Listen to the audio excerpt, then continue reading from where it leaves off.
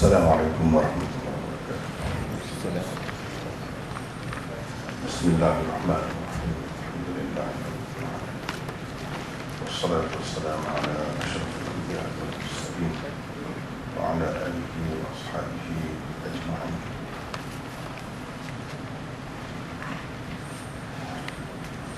Baru-baru ini kita terhenti di muka surat 9. Tak sempat lagi kita masuk membincangkan hadis ini. Baru sempat kita bincang tentang sanadnya lebih kurang. Jadi malam ni insya-Allah kita akan mulakan dari muka surat 9 lah terjemahannya. Tetapi hadisnya, teks hadisnya terletak pada muka surat 6. Sekali lagi lah kita baca hadis ini untuk mengambil berkat. Wa bihi qala hadatsana Qutaibah bin Sa'id qala akhbarana Abu Awana an Simak bin Harb qala wa hadatsana Hannan qala hadatsana Waki' an Isra'il an Simak an Mus'ab bin Sa'd an Ibn Umar عن النبي صلى الله عليه وسلم قال لا تقبل صلاة بغير طهور ولا صدقة من غلول. قال هنان في حديثه إلا بالطهور. قال أبو عيسى هذا الحديث أصح شيء في هذا الباب وأحسن. وفي الباب عن أبي المليح عن أبيه وأبي هريرة وأنس. وأبو المليح ابن أسامة اسمه عامر ويقال زيد بن أسامة ابن عمير الهذلي. Jadi hadisnya ialah la tuqbalu salatun bighairi tuhur wala sadaqatun min ghulul. Terjemahannya dapat kita semua lihat pada muka surat 9. Rasulullah sallallahu alaihi wasallam bersabda, tidak diterima sembahyang tanpa bersuci. Tidak diterima juga sedekah daripada harta yang haram. Kata Hanad di dalam hadis riwayatnya, melainkan dengan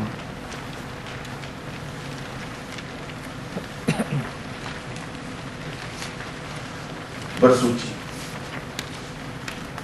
Abu Isa yakni Imam At-Tirmidzi berkata, hadis ini adalah yang paling sahih dan paling hasan dalam bab ini. Berhubung dengan bab ini ada riwayat daripada Abil Malih, daripada ayahnya Abi Hurairah dan Anas. Nama Abul Malih bin Usamah ialah Amir. Ada orang mengatakan namanya ialah Zaid bin Usamah bin Umair al-Hudhali.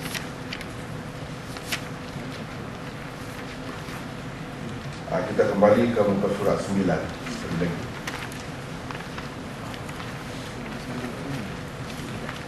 La tuqbalu salatun bighairi tuhur.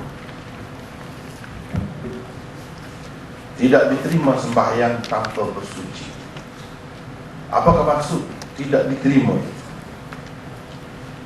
Kalau kita perhatikan hadis-hadis yang ada, maka kita dapati ada dua makna diterima itu. Kalau kita menjumpa dalam hadis, dia ada dua makna. Seperti yang saya kemukakan di bawah tu pada nota 16. Apakah yang dimaksudkan dengan tidak diterima di sini? Di dalam hadis-hadis perkataan qabul didapati mengandungi salah satu daripada dua pengertian berikut. Kalau kita jumpa perkataan qabul dan pecahan-pecahannya, tidak diterima, Allah menerima dan sebagainya, maka dia tak lari daripada dua keadaan dari segi pengertiannya. Pertama dipanggil qabul isabah atau qabulul ijza. Antara makna qabul al-isabah atau qabulul ijza yang diberikan oleh sesetengah ulama ialah idza kana asy-syai' mustajmi'an li jami' asy-syara'it wal arkan. Iaitu apabila sesuatu mempunyai segala syarat dan rukunnya. Katakanlah sembahyang, maka sembahyang itu cukup segala syarat dan rukun. Baru ada qabulul isabah atau qabulul ijza' dengan arti sah sembahyang itu. Baru ada sah sembahyang itu, diterima, yang diterima sebagai sah. Itu maksud qabulul isabah atau qabulul ijza'. Jadi apabila dikatakan tidak diterima sembahyang, ia mengandung arti sembahyang itu tidak sah. Bila kata tidak diterima, maksudnya tidak sah. Sebab apa? Sebab tidak cukup segala syarat dan rukunnya, mengikut tafsiran setengah ulama tadi. Sebab tidak ada qabul ijza' atau qabul isabah.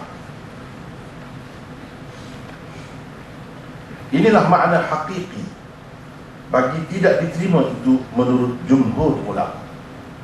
Jadi inilah makna sebenarnya bagi tidak diterima. Bila kata tidak diterima, maksudnya tidak sah, tak jadi.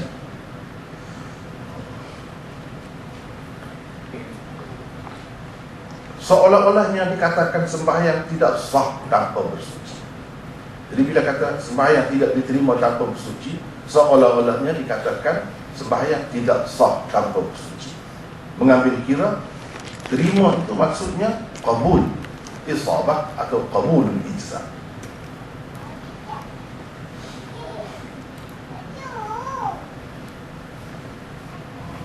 Kenapa sembahyang itu tidak diterima dan tidak sah? Jawabnya ialah kerana syarat untuk sah sembahyang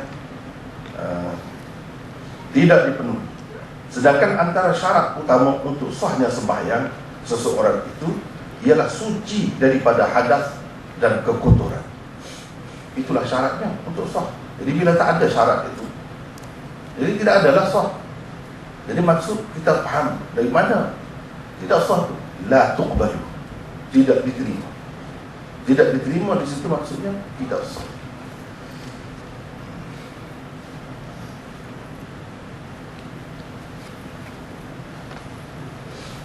Hasil daripada adanya apa yang dikatakan qabulul isabah atau qabulul ijza' itu, seseorang dikira telah menunaikan kewajipannya berupa sembahyang apabila ia mengerjakannya dengan menjaga segala syarat dan rukunnya. Walaupun belum tentu lagi ia akan mendapat pahala sembahyangnya itu. Belum tentu lagi. Cuma sembahyang itu diterima. Dari segi sahnya, sembahyang itu sudah dikira sah. Dari segi pahala belum tentu lagi dia dapat pahala tu. Dia perlu ada benda lain pula. Jadi untuk sah tu saja perlu dipenuhi segala rukun dan syaratnya.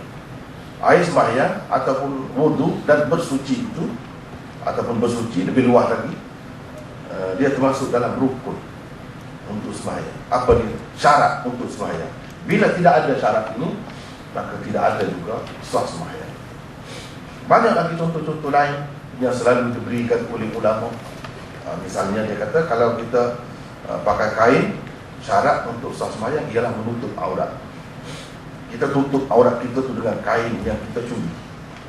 Misalnya, adakah sembahyang itu sah? Sah. Sembahyang diterima dengan arti sah, tetapi sembahyang itu tak ada pahala. Tidak ada satu lagi qabul yang kita akan bincangkan setelah ini, yang kedua. Tidak ada qabul itu. Yang ada hanya qabul yang pertama. Sebab syarat zahirnya sudah dipenuhi, sudah tutup aurat. Tapi ada lagi yang tak kena. Bila kita berjumpa dengan perkataan tidak diterima dalam hadis, dia ada dua ni. Maknanya sama ada tidak diterima dengan makna tidak sah atau tidak berpahala. Itu yang kedua, tidak berpahala. Yang kedua namanya qabulul isabah atau qabulul ijabah. Antara makna qabulul isabah atau qabulul ijabah yang diberikan oleh sesetengah ulama ialah wuqu'u syai' fi hayyiz mardatillah subhanahu wa ta'ala. iaitu berlakunya sesuatu dengan diredai Allah SWT. Kalau dalam masalah kita ni sembahyang, berlakunya sembahyang itu dengan diredai Allah. Allah berkenan. Baru dah dapat ini qabulul isabah. Misalnya kita kata kita tutup aurat dengan pakaian yang betul-betul bersih, dengan pakaian yang memang betul-betul hak kita, bukan kita curi dan sebagainya, baru ada qabulul isabah. Sebab Tuhan redha, Tuhan berkenan dengan perbuatan kita yang seperti itu, baru ada pahala. Kalau tak ada yang ni, tak ada pahala, walaupun sah, tapi pahala tak dapat. Tapi nak dapat pahala ni mesti kena sah dulu. Kalau tak sah, tak boleh pahala. Baru dapat pahala apabila sah dulu. Tapi tidak semestinya kalau sah tu dapat pahala. Dia boleh berlaku sah, tapi pahala tak ada. Tapi dapat pahala tidak sah, itu tak mungkin. Tak mungkin. Dia dah dapat pahala, mesti kena sah terlebih dahulu. Dia kena ada qabulul isabah atau qabulul ijzah terlebih dahulu untuk adanya qabulul isabah atau qabul al-ijabah.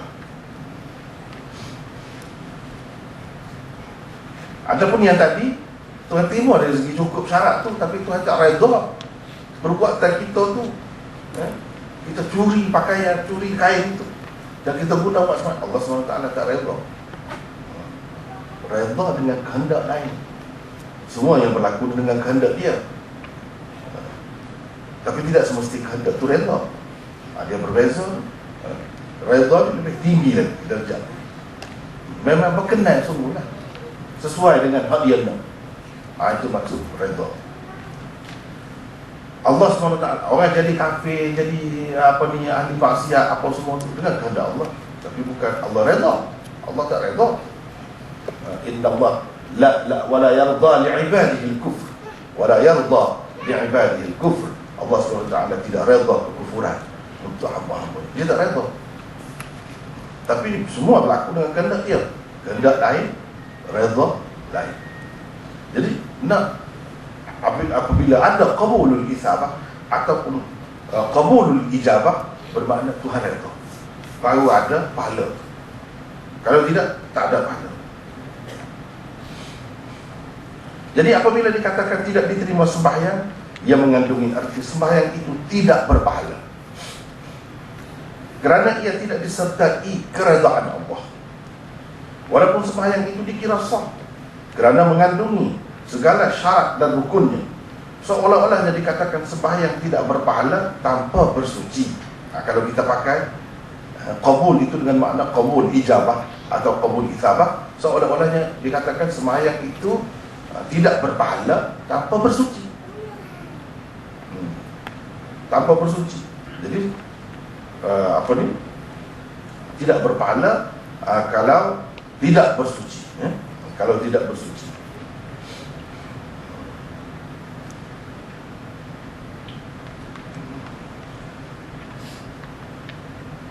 Dengan arti orang yang tidak mendapat keredaan Allah dalam melakukan sesuatu pekerjaan, tidak juga akan mendapat ganjaran dan pahala atas pekerjaannya. Jika dipakai sabda Nabi SAW tidak diterima itu dengan makna kedua tadi, ia akan membawa pengertian bahawa sembahyang orang-orang yang tidak bersuci tetap diterima dan sah. Cuma ganjaran dan pahala bagi sembahyang yang dikerjakan itu saja tidak akan diperoleh mereka. Boleh jadi akan difahami itu, tapi tidak. Salah kalau macam itu. Salah. Jadi pahala saja tak ada. Sembahyang itu diterima walaupun tidak bersuci. Yang tidak diterima tu maksudnya tidak berpahala. Boleh jadi orang faham gitu.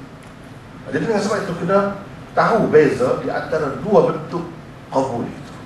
Apa qabul isabah, qabul ijzah, dan apa pula qabul isabah dan qabul ijabah. Itu kena faham. Jadi ringkas ceritanya, qabul ijabah ada pahala. Terlebih dahulu dia kena sah dulu. Tapi kalau qabul ijzah, dia sah, boleh jadi sah, tapi tidak ada pahala. sebab Tuhan tidak redha.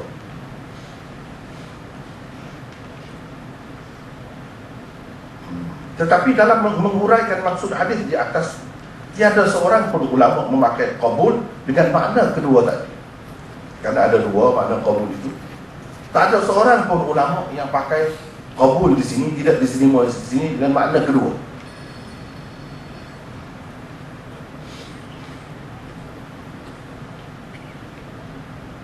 Ia akan membawa pengertian bahawa sembahyang orang-orang yang tidak bersuci tetap diterima dan sah.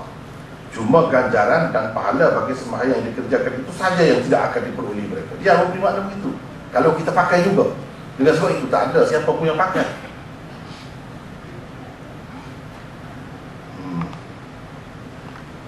Kesemua mereka mengatakan la tuqbalu, tidak diterima di sini, mestilah dipakai dengan arti tidak sah. Bukan dengan arti tidak mendapat pahala sahaja. Memanglah pahala itu tak dapat. Sebab tak sah. Tak sah dan tidak berpahala.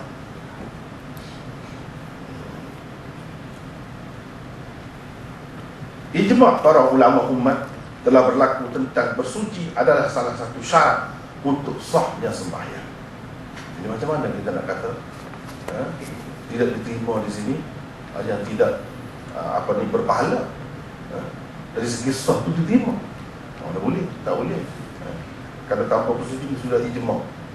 Ulama mengatakan tanpa bersuci sembahyang tidak diterima dengan arti tidak sah. Semua terima begitu. Jadi kita jangan kelirulah, jangan pakai tidak diterima di sini dengan makna kedua. Dengan makna kedua. Mereka juga telah ijma' tentang haramnya bersembahyang tanpa bersuci terlebih dahulu. Haram. Kita nak sembahyang saja-saja, nak berlakon, tak boleh. Ataupun kita kata kita sedang bersembahyang, lepas tu batal air sembahyang. Kita teruskan juga, sebab kita duduk dalam masjid di bahagian depan, susah nak keluar. Jadi kita malulah nak keluar, nak meredah saf itu haram, berdosa pula kita. Kita boleh, kalau batal air sembahyang, kena keluar lah, ikut macam mana pun. Dalam keadaan itu tidak perlu kita meredah saf. Lagi kalau susah sana, kita boleh dibenarkan melintasi orang yang bersembahyang, boleh, tidak salah. Dalam keadaan darurat lah. Tapi kalau mudah kita reda ke belakang itu, tanpa melintas mereka, itu lebih baik. Sebab kita berada dalam keadaan tidak suci dalam sembahyang, itu berdosa, haram.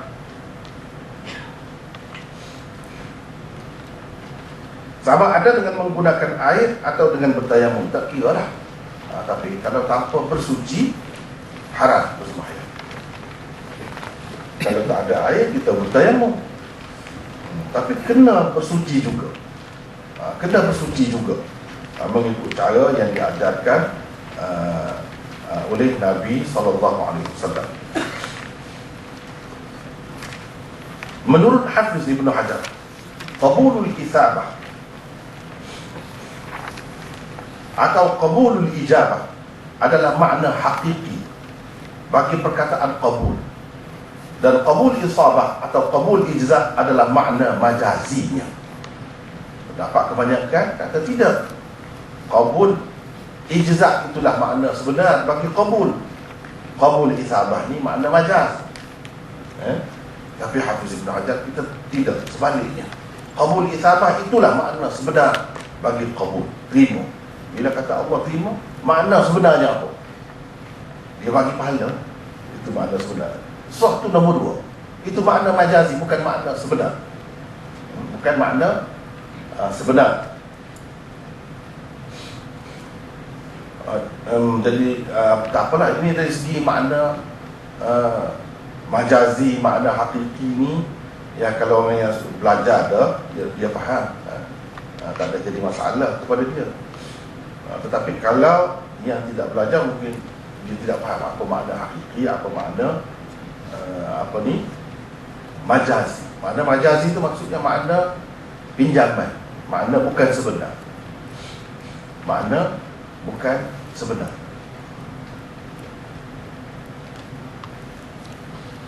Jadi dia terbagi kepada dua tu. Macam kita kata lalulah kalau dalam bahasa Arab dia guna begitu, kata singa. Singa kalau untuk binatang tu, itu makna sebenar. Tapi kalau singa untuk orang yang berani, bukan makna sebenar. Dia guna perkataan singa juga, tapi untuk orang yang berani, itu bukan makna sebenar. Itulah yang dikatakan makna majazi. Makna sebenar, binatang itulah yang maklum. Itu bezanya.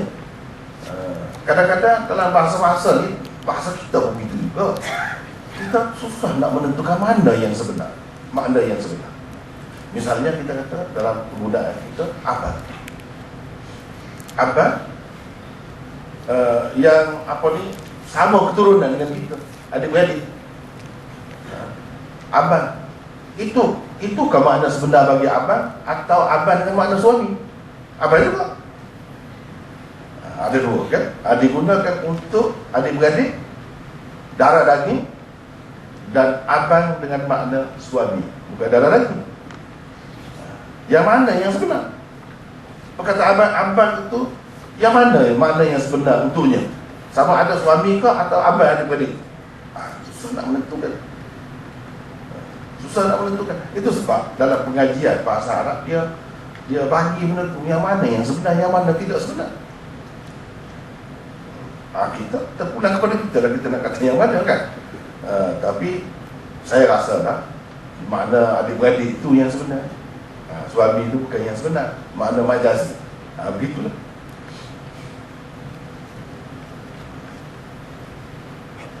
Soal kenapa perkataan qabul di dalam hadis ini tidak dipakai dengan makna hakikinya, malah sebaliknya dipakai dengan makna majazinya. Kenapa? La tuqbal itu tidak diterima di sini dengan makna kedua.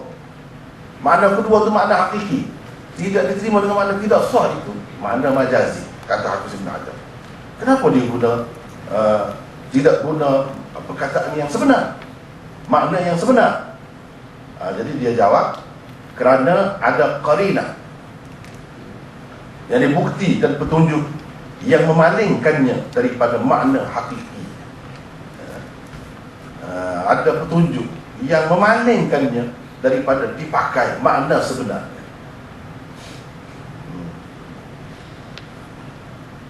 Jadi misalnya kita kata singa tadi, kalau kita kata saya tengok singa dalam bilik itu sedang membaca buku, jadi sedang membaca buku, itulah qarinah, dia panggil qarinah, atau bukti petunjuk yang menunjukkan bukan singa sebenar. Kalau singa sebenar dia tak boleh baca macam tu. Itu ada bukti yang menunjukkan ini bukan dipakai dengan makna sebenar.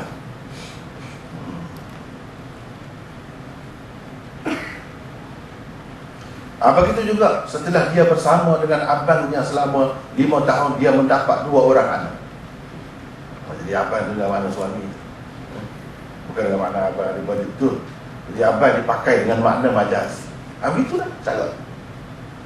Begitu juga ulama-ulama ini faham sesuatu hadis itu adakah di sini dipakai dengan makna sebenar atau tidak sebenar.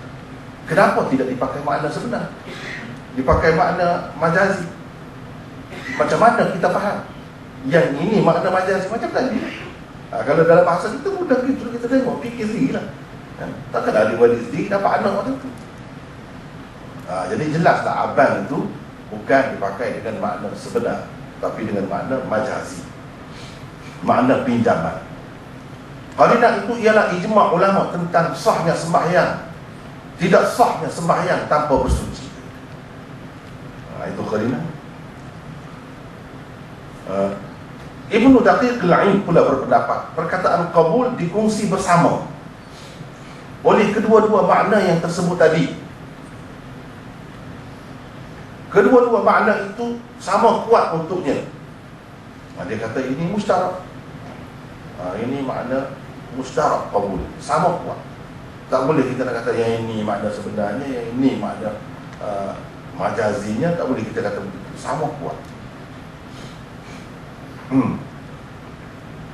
Jadi kita sepatutnya memilih sikap tawakuf dalam hal ini.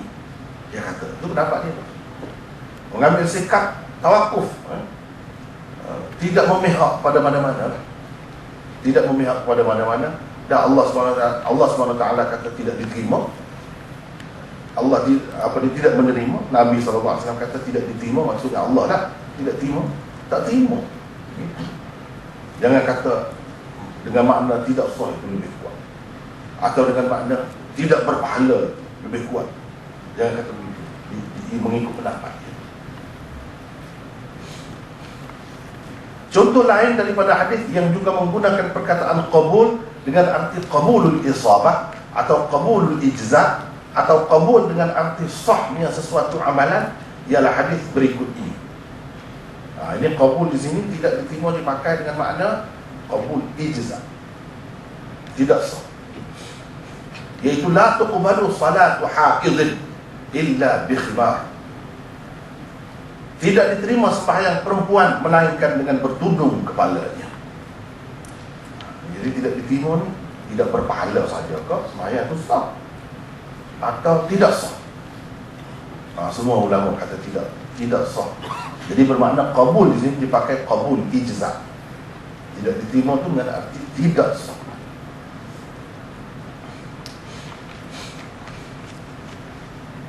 Jadi kalau perempuan kena pakai tudung lah, kena pakai tudung. Sebab itulah kita tengok dalam kebanyakan mazhab kan ketat. Saya ingat kalau setengah-setengah tu kalau nampak sikit rambut pun tak boleh dah. Sebab dia inilah tidak diterima. Tidak diterima dengan makna tidak sah.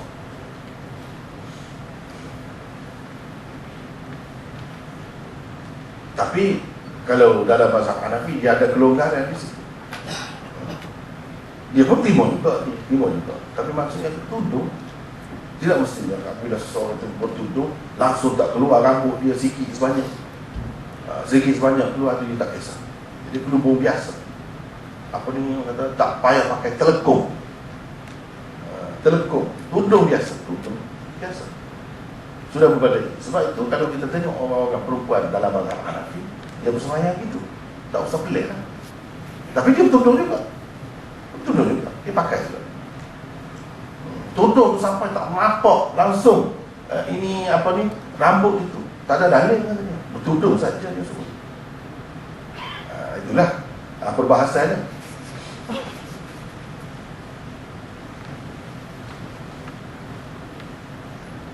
Maksud tidak diterima yang tersebut di dalam hadis ini ialah tidak sah.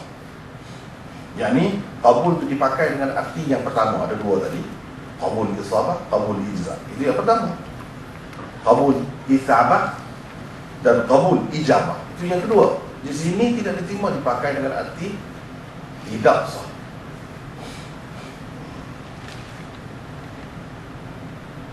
Kalau sembahyangnya sudah tidak sah, tentulah dia juga tidak akan mendapat pahala sembahyangnya itu. Maksudnya untuk dapat pahala mesti kena sah dahulu. Tapi untuk sah tidak semesti dia dapat pahala. Tak mesti tak dapat pahala pun boleh sah.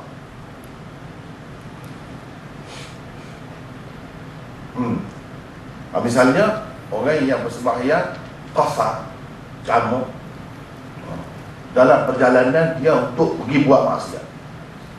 Misalnya memang niat dia nak pergi buat maksiat, ikutlah maksiat apa lah. Kalau lagi besar lagi lah kita kata. Jadi sembahyang dia sah tadi. Sah. Dia tetap kena sembahyang. Kewajipan sembahyang itu tidak terlepas daripada dia. Walaupun dia nak pergi maksiat, dia nak pergi berzina sekalipun, tapi pahala tak ada. Pahalanya tak ada. Sebab Tuhan tidak redha. Kemudahan yang dia bagi itu bukan untuk maksud benda-benda macam itu. Jamak dan qasar ini satu kemudahan yang diberikannya itu bukan untuk tujuan-tujuan seperti itu. Kalau kita kata tak sah, mana tak perlu sembahyang. Dalam dia kalau dia sembahyang pun tak sah. Tapi tak ada dalil yang menunjukkan begitu. Macam mana pun dia kena sembahyang. Kira-kiranya lepaslah tanggungjawab dia sebagai seorang Islam yang wajib bersembahyang tu, lepaslah dari segi itu. Allah tidak menyeksa dia, menghukum dia kerana dia tidak sembahyang. Dia sudah sembahyang tak? Cuma dia tak dapat pahala. Sembahyang sudah tertunai. Dia sudah menunaikan tanggungjawab.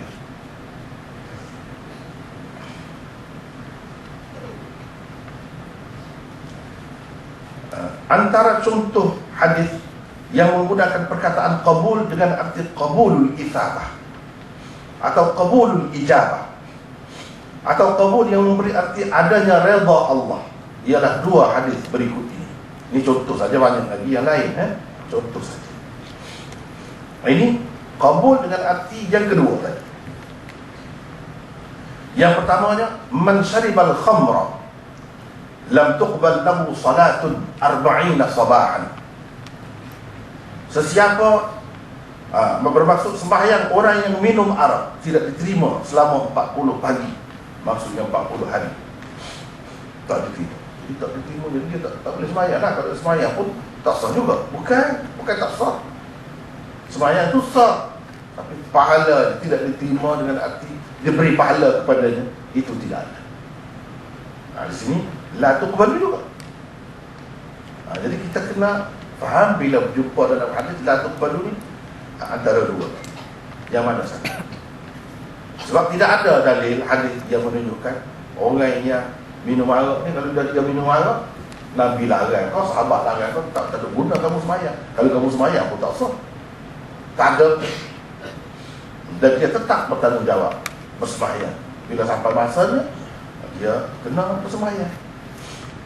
Dan dia bersembahyang dari segi tertunai tanggungjawab dia, ialah Tuhan tak tanya dah dia besok nanti, kenapa dia tidak sembahyang. Dia sudah sembahyang, cumanya pahala dia tidak ada. Itu maksud tidak diterima.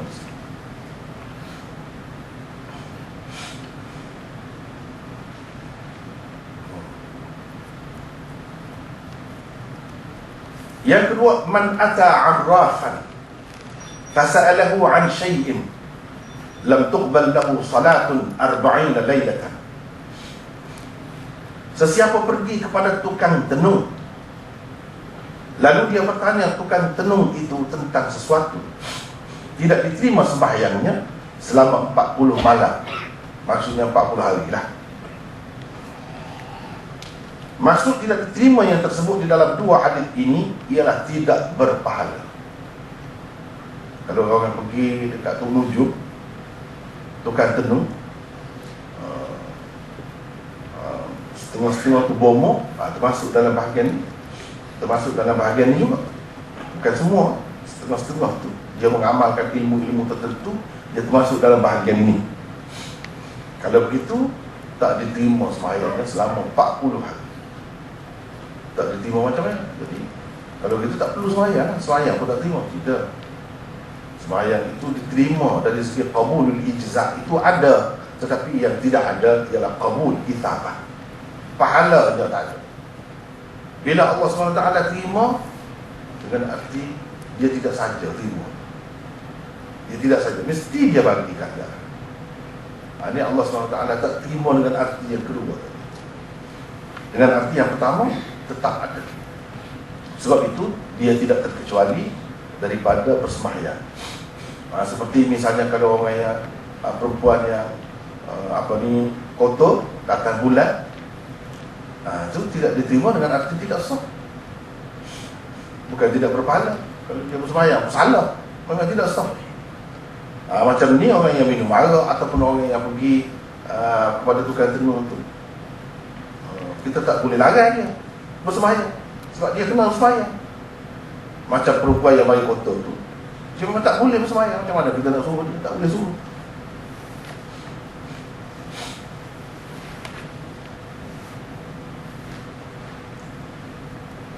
Gitulah. Dan banyak lagi yang lain-lain. Antaranya Allah SWT tidak menerima sembahyang abiqin, hamba yang lari dari tuannya. Ini cerita zaman dahulu, ketika ada sistem hamba dahulu. Kadang-kadang hamba ni dia lari. Macam sekarang ni tidak hamba lah, tapi pembantu rumah pun lari juga kan. Itu lain, cerita lain. Ini hamba. Jadi kalau yang lari daripada tuannya, Tuhan tak terima juga sembahyang. Tapi dia tetap wajib bersembahyang. Dia tetap wajib bersembahyang. Tidak diterima di situ maksudnya tidak berpahala. Sama lah juga kalau berdasarkan kias. Anak yang lari daripada ibu bapanya, boleh termasuk. Orang yang bersembahyang dalam rumah daripada hasil harta yang haram, sama. Sembahyang diterima, tapi pahala tak ada. Pahala tak ada, rugi besar. Rugi besar. Dengan sebab itulah Islam ni bila dia ajar agama, dia berkait di antara satu dengan yang lain. Bukan kata sembahyang saja, lepas tu ikut dalam tempat macam mana. Tidak begitu. Dia kena mengambil kira semua sekali, semua keadaan.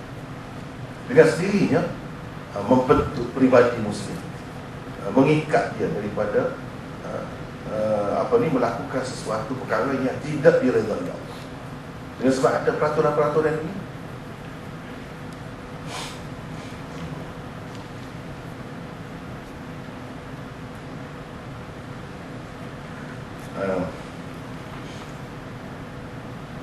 Tidak ada satu pun dalil yang menunjukkan sembahyang orang yang minum arak atau orang yang pergi menemui tukang tenung itu tidak sah selama 40 hari. Tidak ada juga hadis yang membebaskan mereka daripada sembahyang dalam masa itu, kerana sembahyang mereka tidak sah. Kalau tidak sah, apa gunanya mereka bersembahyang? Kalau begitu, seharusnya tidak diterima itu dipakai dengan arti tidak berpahala. Itulah bendanya. Itu dari satu sudut, iaitu kita macam mana ulama difaham di sini tidak diterima dengan makna tidak berpahala. Tidak diterima sini dengan arti tidak sah. Itu satu kaedah kita sudah bagi, iaitu qabul terbahagi kepada dua. Itulah asas. Kenapa yang macam ni tidak diterima dipakai dengan arti tidak sah, yang macam ni tidak diterima dipakai dengan arti tidak berpahala. Sembahyang itu sah, tidak berpahala. Dia merujuk kepada kaedah tadi. Kita kena tahu kaedah itu penting, luas, bukan terikat dengan benda dua ni saja. Keadaan ni saja, banyak dan yang lain-lain.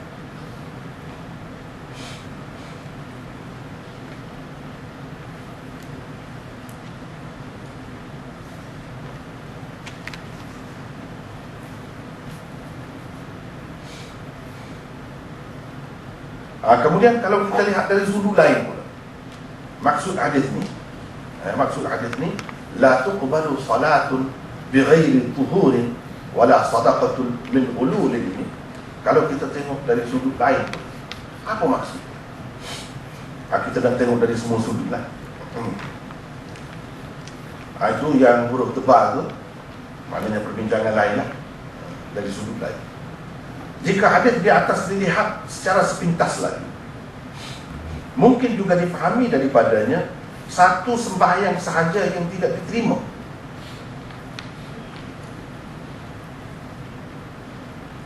Ini kerana perkataan salatun di dalamnya adalah isim mufrad yang memberi arti satu sembahyang. Ini kalau kita tengok dari sudut ilmu nahwu bahasa Arab, mana la tuqbalu salatun, tidak diterima satu sembahyang melainkan dengan bersuci. Kalau tidak satu, dua, tiga atau 10 sembahyang diterima walaupun tidak bersuci. Boleh jadi dipahami gitu kan? Betul ke begitu? Kalau mengikut kaedah tu gitulah. Sekali sepintas lalu. Bagaimana kalau seseorang itu mengerjakan beberapa sembahyang? Adakah beberapa sembahyang yang dikerjakannya itu tanpa bersuci itu diterima pula? Kemusykilan yang timbul ini akan terjawab sekiranya anda menguasai ilmu nahwu bahasa Arab. Dari sudut kita, untuk memahaminya, anda terlebih dahulu perlu mengetahui ibarat la tuqbalu salatun. Itu lebih hampir kepada tarkib. Ini perbahasan nahwu lah. Lebih hampir kepada tarkib, yang susunan ayat yang mana satu daripada tarkib berikut ini. Jadi la tuqbalu salatun lebih sesuai dengan tarkib mana daripada tarkib berikut ini. Kita tengok sini. Adakah ia lebih hampir kepada ibarat la rajulun fid dari, atau la rajula fid dari, ataupun ia menyamai makna ibarat ma min rajulin fid dari. Yang mana lebih sesuai? Ibarat la tuqbalu salatun bi ghairi tuhurin ini lebih sesuai dengan la rajulun fid dari ke, atau la rajula fid dari, atau ma min rajulin fid dari. Mana lebih sesuai? Dia kita situ dulu. Pergi situ dulu. Kalau la rajulun fid dari, maksudnya tiada seorang lelaki di dalam rumah itu. Boleh jadi dua. Yang dinafikan satu. Saya menafikan satu. Yang ada dalam rumah tu ada dua orang. Kita kata cakap belit, cakap berbelit. Tak, mesti kena guna. Ini kaedah. Kaedah. Yang dinafikan satu, dua tidak, tiga tidak, perempuan tidak, tidak nafi. Jadi tidak ada seorang lelaki di dalam rumah. Seorang perempuan boleh jadi ada, atau dua orang lelaki boleh jadi ada. Saya tidak nafikan yang itu. Bila saya kata begini, sebab la rajulun, rajulun, kalau kita bubuh baik dia tu, dari segi bahasa Arab tu dia semua ada makna. Atau la rajula fid dar, tiada lelaki di dalam rumah. Perempuan ada, lelaki seorang, kau dua orang, ketiga orang tak ada. Sebab la nafi jenis. La di sini menafikan jenis lelaki. Jadi jenis itu satu, dua, tiga pun masuk semua. Ataupun ia menyamai makna ibarat ma min rajulin fid dari, tiada seorang pun lelaki di dalam rumah ini atau rumah itu. Jadi la tuqbalu salatun bi ghairi tuhurin itu lebih sesuai dengan yang mana satu daripada tiga. Dia termasuk dalam mana? Sama-sama nafi itu. Sama-sama nafi.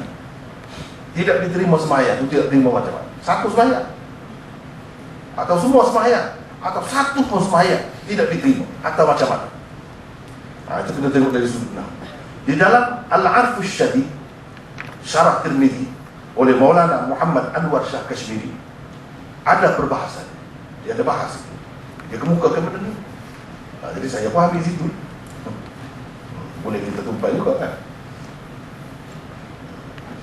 Disebutkan di dalamnya la rajulun fid dari, memberi arti tidak ada seorang lelaki di dalam rumah. Ia tidak menafikan kemungkinan adanya dua orang lelaki atau lebih di dalamnya. Tidak juga ia menafikan adanya seorang perempuan atau lebih di dalamnya. Kalau kata begitu, yang dinafikan adalah seorang lelaki sahaja. Oleh itu, jika makna la tuqbalu salatun menyerupai ibarat ini, ia boleh membawa kefahaman hanya satu sembahyang sahaja yang tidak diterima tanpa bersuci itu. Kalau dua, kalau tiga, mungkin diterima. Dia jadi itu. Jika seseorang melakukan dua atau tiga sembahyang, maka ia akan diterima. Itu satu. Mana tak betul lah, itu tidak begitu, tidak begitu ya. Jika dikatakan la rajula fid dari, ia membawa maksud tiada lelaki, yakni jenis lelaki di dalam rumah. Yang dinafikan ada di dalam rumah ialah jenis lelaki. Perempuan langsung tidak terlibat dalam penafian itu. Sebabnya ialah kerana la yang dipakai di dalam terkib ini adalah la allati linafyil jins, yaitu la yang menafikan jenis lelaki. Itu yang dinafikan. Manakala tarkib di dalam ibarat ma min rajulin fid dari pula membawa pengertian tidak ada seorang pun lelaki di dalam rumah. Kerana perkataan rajulin adalah nakirah fi siyaqin nafi, nama umum yang terletak selepas perkataan nafi, bermakna dia menafikan semua sekali. Menafikan semua sekali. Yang menafikan secara total adanya jantina lelaki di dalam rumah. Tak ada langsung. Jadi yang mana sesuai? Perkataan min yang terletak sebelumnya pula menguatkan lagi makna nafi di dalam tarkib itu. Tidak ada seorang pun. Jadi pun. Kalau anda mengatakan sabda Nabi SAW, La tuqbalu salatun itu menyerupai tarkib ma min rajulin fid dari, maka ia membawa pengertian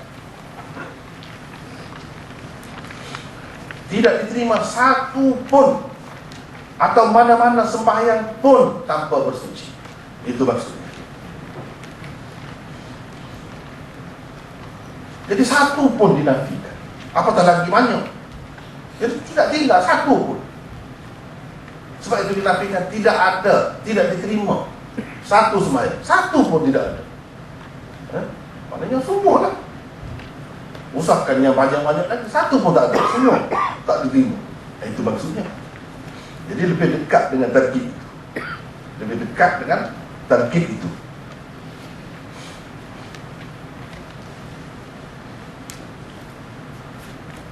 Tarkib itu maksudnya susunan ayat lah. Lebih dekat dengan susunan ayat itu. Pengertian inilah yang paling tepat dengan kehendak dan maksud hadis di atas. Daripada penjelasan tadi dapat difahami bahawa bersuci daripada hadas, sama ada besar atau kecil, adalah syarat yang dimestikan sebelum seseorang mengerjakan sembahyang apa sekalipun. Jadi nafi itu untuk semua sekali sembahyang. Kalau kata sembahyang, tidak diterima dengan arti tidak sah tanpa bersuci. Tanpa bersuci. Tidak ada satu pun sembahyang, ikutlah sembahyang apa pun. Kalau kata sembahyang, tidak diterima tanpa bersuci. Habis itu perbincangan yang kedua. Perbincangan yang ketiga, terdapat beberapa perkara lagi berkaitan dengan hadis ini yang memerlukan penjelasan. Perkara pertama, jika diperhatikan kepada zahir hadis Ibnu Umar di atas, ia kelihatan terlalu umum. Tidak dapat dipastikan atas siapakah diwajibkan bersuci sebelum mengerjakan sesuatu sembahyang. Tidak diterima sembahyang. Sembahyang siapa? Sembahyang siapa? Adakah ia diwajibkan ke atas setiap orang yang hendak bersembahyang? Atau ke atas orang yang berhadas yang hendak bersembahyang? Tak jelas. Kalau kita tengok hadis itu umum sangat.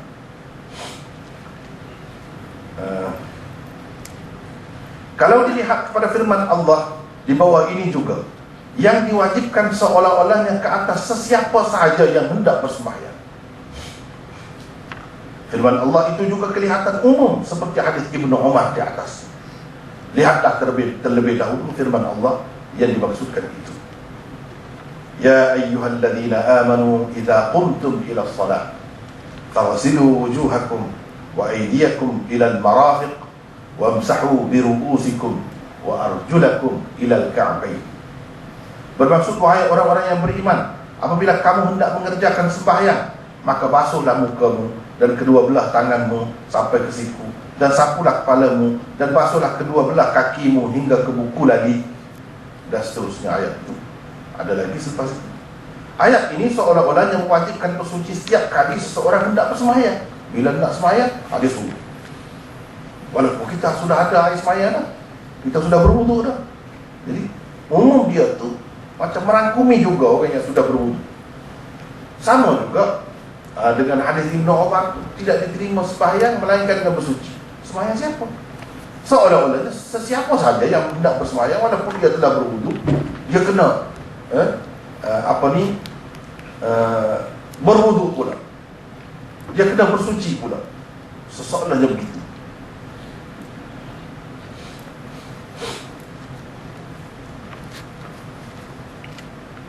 Walaupun ia tidak berhadas, memang ada pun sesetengah salaf beramal mengikut zahir ayat ini. Memang ada pun. Tetapi kebanyakan ulama tidak menerima itu. Kebanyakan ulama kata maksudnya yang berhadas, itulah yang perlu bersuci. Yang tidak berhadas, yang sudah suci dah, yang sudah ada air sembahyang dah misalnya, dia tak perlu dah.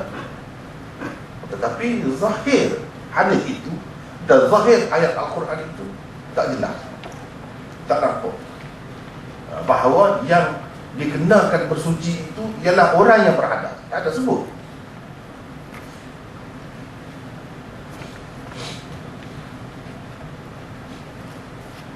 Tetapi kebanyakan ulama tidak menerima begitu.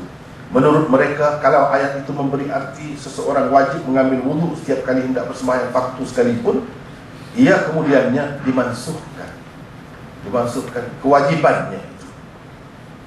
Jadi tidak wajib dah. Kalau kita terima, memang setiap kali nak sembahyang kena ambil air sembahyang dulu, tapi itu sudah dimansuhkan kewajibannya. Yang ada memang bagus kalau dia nak ambil air sembahyang pula dalam keadaan dia sudah ada air sembahyang pun, itu istihbab, boleh. Gitu. Orang panggil, kita panggil tajdidul wudu.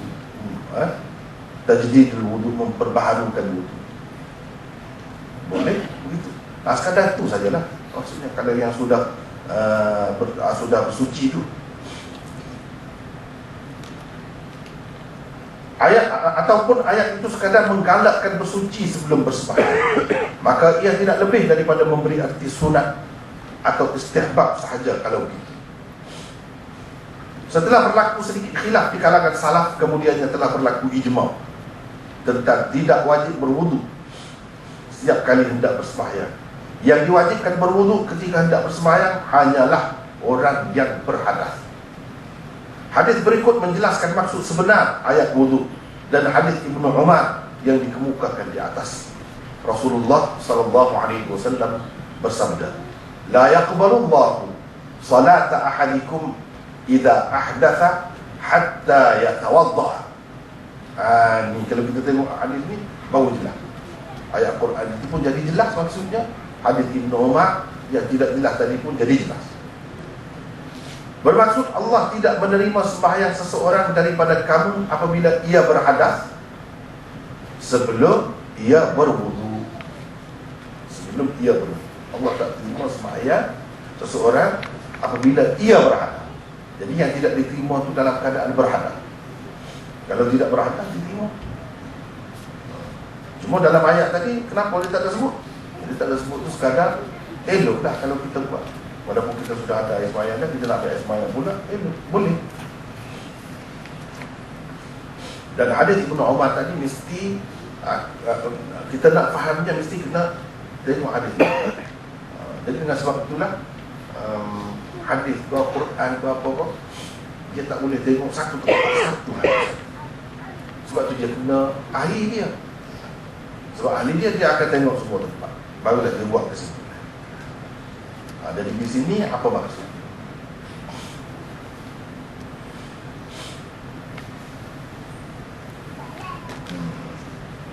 Allah tidak menerima sembahyang seseorang daripada kamu apabila ia berhadas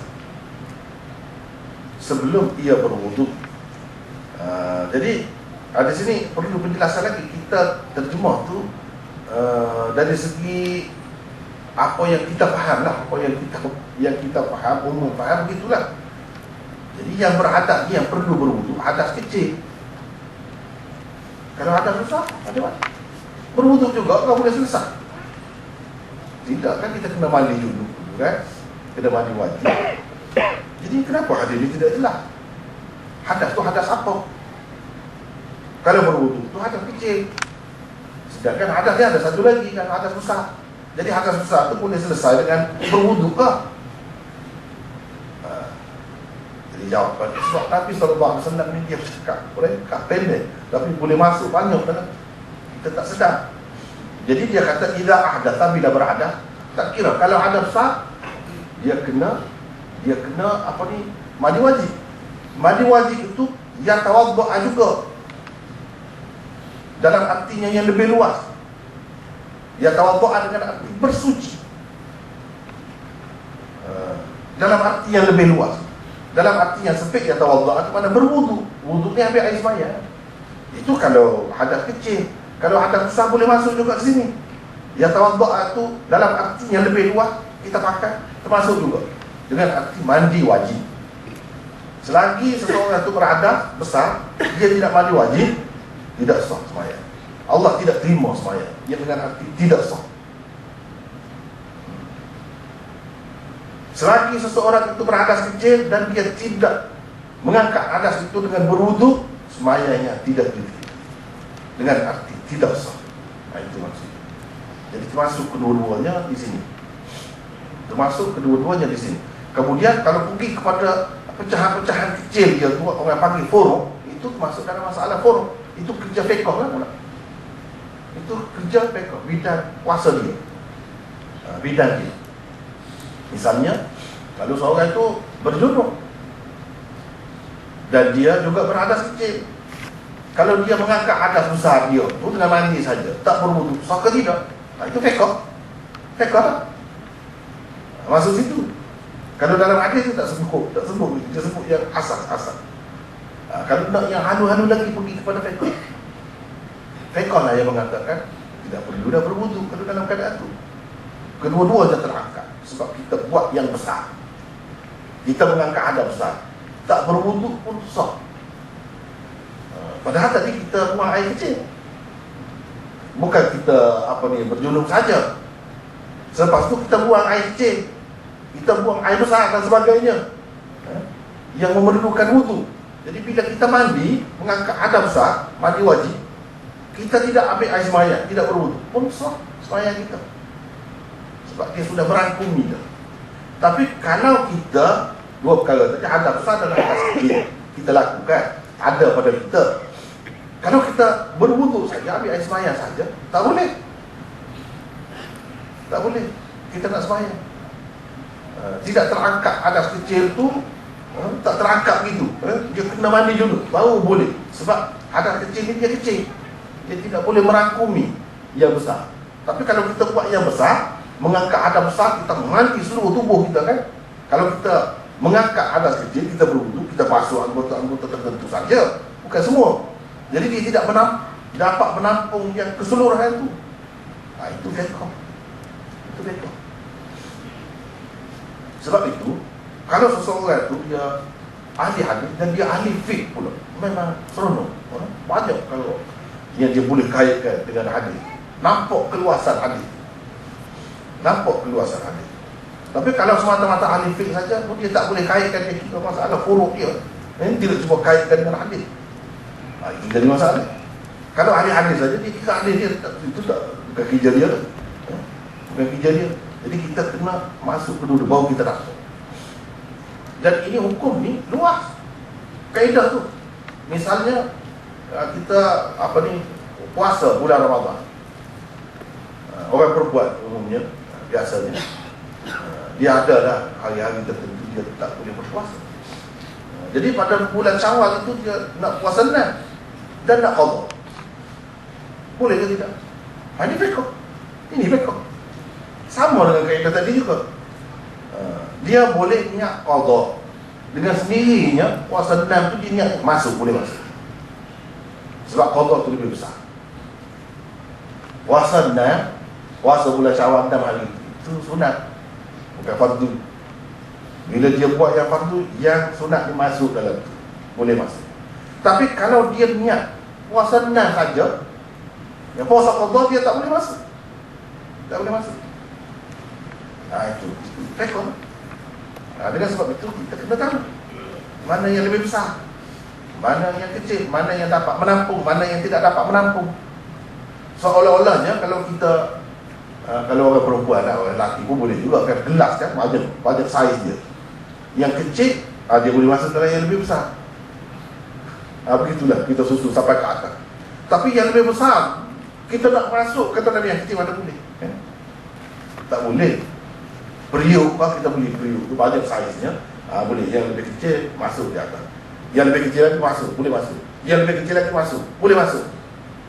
Tetapi kalau yang paling besar tu kita nak tahu yang paling kecil, usahkan yang paling kecil, yang paling besar dalam di kalangan dia tu pun, tapi lebih kecil dia pun tak boleh masuk juga. Sama, ini pun sama. Jadi logik, masuk akal. Kita tengok hukum agama, masuk akal. Banyak lagi perkara yang lain yang termasuk dalam kaedah. Jadi jelaslah yang dikatakan tidak diterima sembahyang itu melainkan dengan berwudu, melainkan dengan bersuci, itu maksudnya kalau dia berhadas. Kalau dia tidak berhadas, tak apa, diterima. Berdasarkan hadis yang satu lagi. Yang satu lagi yang kita kemukakan. Maka kita dapat tahulah bahawa untuk memahami sesuatu hadis ni bukan senang juga. Dia kena tengok banyak tempat, jangan tengok satu. Kalau tidak, tak boleh sesat. Tak boleh sesat. Boleh jadi kita buat kesimpulan itu salah. Supaya tidak berlaku kesilapan dan kesalahan, kita kena tengok semua. Kita tengok semua. Jadi itu kerja susah lah. Sebab itulah bukan orang-orang yang biasa yang buat kerja benda macam ni. Nak pergi kepada dalil lah, asal tu tempat rujukan tu, dia kena orang yang ahli, orang yang belajar. Itu perkara yang pertama berkait dengan hadis ini. Perkara kedua, bukankah hadis ini telah menegaskan bahawa tiada sembahyang diterima tanpa bersuci? Kalau begitu, kenapa pula terdapat khilaf di kalangan ulama berhubung dengan sembahyang jenazah? Bukankah ia juga dikategorikan sebagai sembahyang? Imam Sya'bi, Ibrahim bin Ulayyah dan Ibnu Jarir At-Tabari misalnya berpendapat seseorang tidak perlu berwudu untuk bersembahyang jenazah. Imam Bukhari juga dikatakan berpendapat demikian, tetapi itu tidak lebih daripada dakwaan semata-mata. Tak betul kata Imam Bukhari kata begitu. Puncak kekeliruan orang-orang yang mendakwa Imam Bukhari juga berpendapat begitu ialah kata-kata beliau ini. Innama huwa du'a kasairil ad'iyah. Ia yang sembahyang jenazah itu hanya doa seperti doa-doa yang lain. Orang pun buat kesimpulan lain. Imam Bukhari itu kalau doa mana syarat, wudunya sucinya.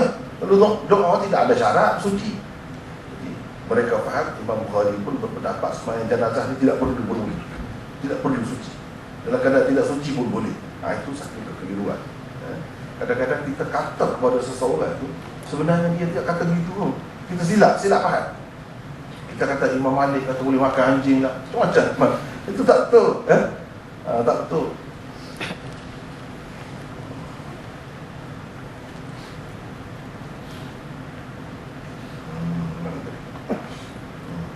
Fikir mereka untuk berdoa, adakah kita mesti berwudu? Dalam bab ini Imam Bukhari sebetulnya sependapat dengan jumhur ulama. Maksud sebenar beliau dengan kata-katanya itu ialah menyatakan hakikat dan maksud utama sembahyang jenazah. Hakikat dan maksud utama sembahyang jenazah ialah mendoakan kebaikan untuk si mati. Bukan sekali-kali beliau maksudkan dengan kata-katanya itu menyatakan hukum sama ada sah atau tidak sembahyang jenazah tanpa berwudu. Jadi, tapi yang jelas berpendapat begitu ramai juga. Sya'bi misalnya, Ibrahim bin Ulayyah, Ibnu Jarir At-Tabari, itu orang hebat-hebat tu, bukan calon-calon orang juga. Menurut jumhur ulama, pendapat Sya'bi dan orang-orang yang sehaluan dengannya itu adalah syad, pendapat ganjil. Ini kerana terdapat beberapa hadis yang jelas mengkategorikan sembahyang jenazah sebagai sembahyang. Sembahyang jenazah. Jadi bagi orang yang kata tidak sembahyang, dia kata cuba tengok, sembahyang apa? Mana rokok? Mana sujud? Tak ada. Itu alasan dia lah. Alasan dia.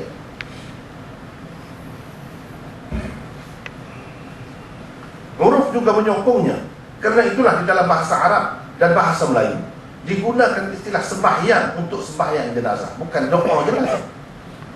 Sembahyang jenazah. Dalam bahasa Arab pun salatul jenazah, bukan doaul jenazah. Ya. Dari segi urut penggunaan bahasa pun begitu. Dalam hadis-hadis pun disebut sembahyang. Jadi sembahyang lah. Walaupun tak ada rokok tu sebab lain. Sebab lain. Tak ada sujud tu sebab lain. Nak mengelakkan orang Islam ni daripada kelihatan seperti orang-orang musyrikin. Nampak dulu semua manusia tu. Rokok ni mana macam kita memuliakan dia. Sujud macam Tuhan pula. Sedangkan tidak ada yang layak kita buat itu bagi kita orang Islam ni kecuali Allah. Jadi dengan sebab tu jadi tak ada lah rokok dan sujud tu. Tapi dari segi sembahyang tetap sembahyang. Ini mengikut pendapat jumhur ulama. Antara dalil daripada hadis-hadis Nabi SAW yang menunjukkan sembahyang jenazah itu adalah sembahyang ialah sabda-sabda berikut.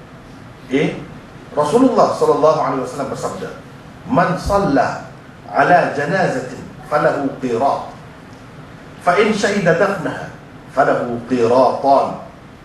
Al-qirat mithlu Uhud. Bermaksud sesiapa menyembahyangkan satu jenazah, dia mendapat satu qirat, yakni pahala. Jika dia ikut serta dalam pengembumiannya, dia mendapat 2 qirat, yakni pahala.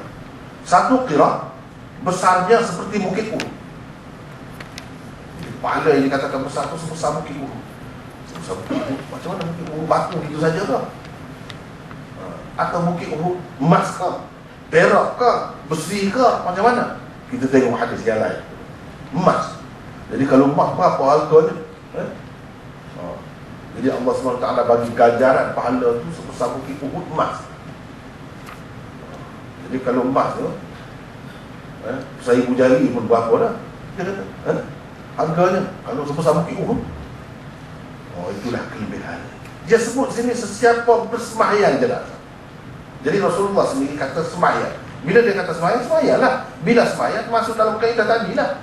La tuqbalu salatun bighairi tuhurin. Tidak diterima sembahyang tanpa bersuci. Jadi tidak bolehlah tidak ada air semayang. Sebab tidak diterima, tidak sah. Semayang jenazah pun tidak sah juga sebab dia semayang. Kata kita sudah bincang dah, tidak ada satu pun semayang. Jadi kalau ini semayang juga, maka tidak diterima lah, tidak sah lah kalau tidak bersuci.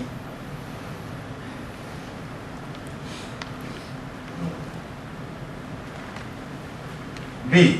Nabi SAW ketika menyuruh para sahabatnya bersemayam jenazah bersabda, "Sallu ala sahibikum." Sallu ala sahibikum.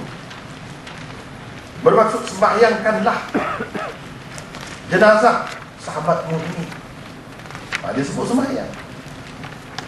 Boleh jadi ini orang tadi, dia ada cara dia sendiri, kita pandai lekeh pula dia. Dia ada cara dia sendiri. Dia kata sallu dengan arti doa pun boleh. Dia kata gitu. Man salla ala janazatin, salla asal makna dalam bahasa Arab, solat itu doa. Asal maknanya. Jadi sembahyang ini kita terjemah, Kalau asal kata itu sallu dengan arti doa. Ya ayyuhalladzina amanu sallu alaihi wa sallimu taslima. Misalnya, sallu alaihi, Tuhan memerintahkan kita berselawat. Berselawat, bersemayang apa pada Nabi? Tidak, selawat. Selawat itu apa? Doa lah. Di situ, itu dia pergi situ. Jadi dengan sebab itu, kita nak berurusan dengan orang yang cerdik, orang yang pandai ni, kita lebih kurang. Kalau dia tak mau timur, biarlah. Tapi jumhur ulama kata tidak begitu. Ini semayang. Bila semayang kena berwuduk lah. Dia duduk kata doa. Bila doa mana perlu berwuduk, mana perlu bersuci.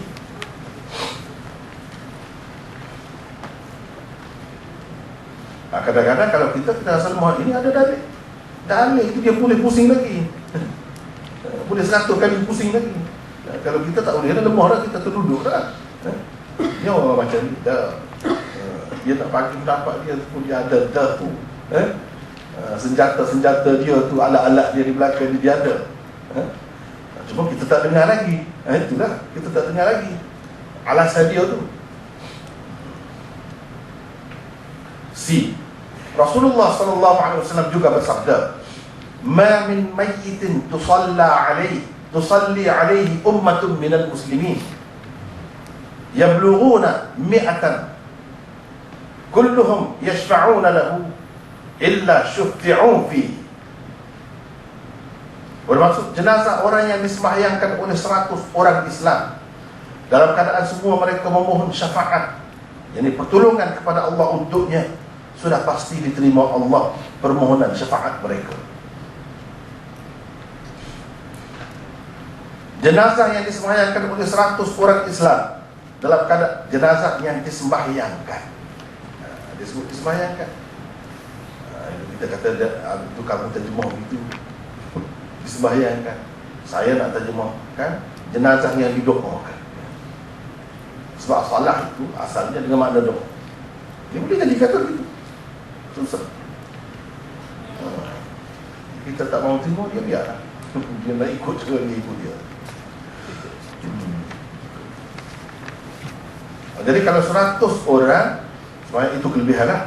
Semakin ramai, semakin baik lah untuk sembahyang jenazah itu. Ketiga hadis ini jelas membuktikan bahawa sembahyang jenazah juga dikategorikan sebagai sembahyang, walaupun ia tidak mempunyai rukun-rukun sembahyang yang lain.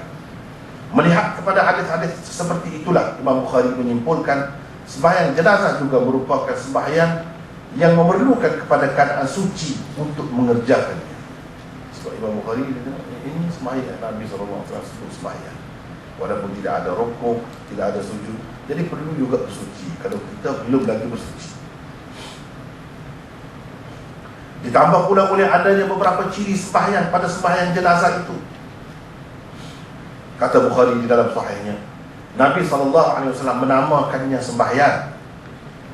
Sebab itulah orang kata Imam Bukhari berpendapat itu tak betul, dia tak tengok ni. Imam Bukhari jelas tu, pendapat dia seperti jemput kamu. Dia kata Nabi SAW menamakannya sembahyang, walaupun tidak ada rukuk dan sujud di dalamnya. Ketika bersembahyang jenazah itu juga seseorang tidak boleh bercakap. Itu ciri-ciri sembahyang. Kalau berdoa boleh cakap, boleh. Selain itu sembahyang jenazah juga mempunyai takbir dan salam. Doa tak ada takbir, tak ada salam macam tu. Begitu juga dia ada Fatihah lah, baca Fatihah. Kalau doa tak ada macam tu. Tu kita boleh berdoa, tak baca Fatihah pun. Jadi banyak ciri-ciri sembahyang dan Nabi sebutkan sebagai sembahyang. Bila sembahyang, kalau tidak suci, kita kena bersuci dahulu. Itulah sebab la tuqbalu salatun bighairi tuhur. Balik situ. Itu kaedah, itu pegangan.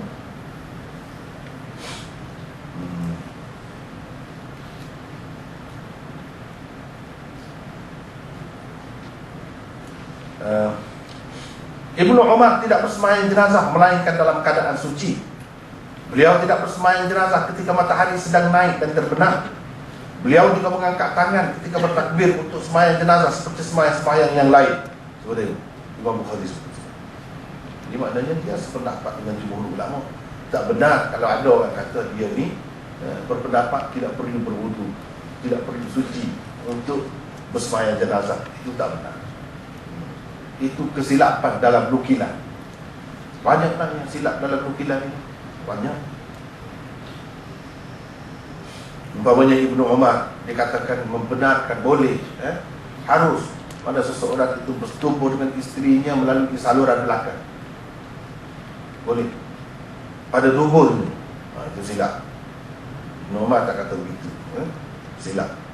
Jadi sebab itulah nak tahqiq, nak pastikan benda ni betul. Kalau tidak, itu pun satu kerja yang berat.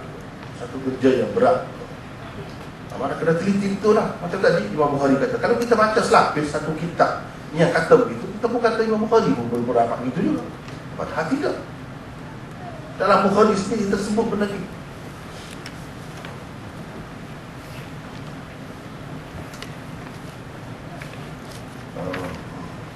Imam Bukhari juga menulis di dalam sahihnya bahawa jika seseorang berhadas pada hari raya atau pada ketika hendak bersembahyang jenazah, dia hendaklah mencari air.